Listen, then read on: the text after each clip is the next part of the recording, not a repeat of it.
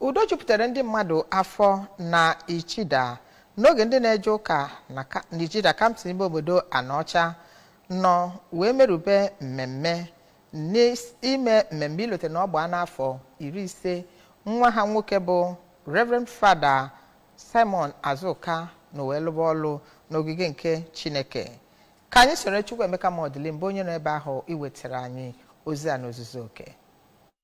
Nnukwu mmemme nke ejiri ajamisa malite bụrụ nke onye ji ọkwa Vice Chancellor ụlọ akwụkwọ mahadum nke dị na Achịna bụ Reverend Father Emmanuel Omezinwa hụtara ọtụtụ ndị fada, ndị sista nakwazi ndị otu Kristi siri na ọtụtụ ụlọ ụka dị na Ọka Diocese bụrụ abụ ma kelee Chineke maka idebe ya bụ onye ụkọchukwu ndụ iji were mee afọ 50 o jiri bụrụ ụkọchukwu. N'okwuchukwu ọ gwara ndị bịara ya bụ mmemme, Reverend Father Emmanuel Odo kọwara Father Azuka dịka nnukwu onyinye pụrụ iche nke enyere ndị obodo Ichida ma bụrụkwazịa onye ndụmọdụ ya ma bụrụkwazịa onye ndị fada na-esi na ndụmọdụ ọ na-enye ha wee na-etonwenye na mmụọ ma na-arụsị ọrụ ha ike. Ọ gara n'ihu were gwa ndị ụkọchukwu nakwazi ndị fada ka ha sepụ aka na ị na-akwanyere ndị nwere nnukwu ego ugwu n'ụlọ ụka, n'ihi na nke a na-eme ka ndị na-enweghị ego na-etinye aka n'ihe ọjọọ iji were kpata ego. N'aka nke ya, Reverend Father Omezinwa kọwakwara Father Azuka dịka onye ama ama n'ụka ma bụrụkwazi onye gụgoro ọtụtụ egwu eji aka ụka ma bụrụkwazi nke na-eme ka okwukwe ndị ụka Katọlik na-esiwanye ike ma yọọ Chineke ka ọ gaa n'ihu na-agba ya ume ka o wee na-arụsi ọrụ ya ike. N'aka nke ya, onye bụbu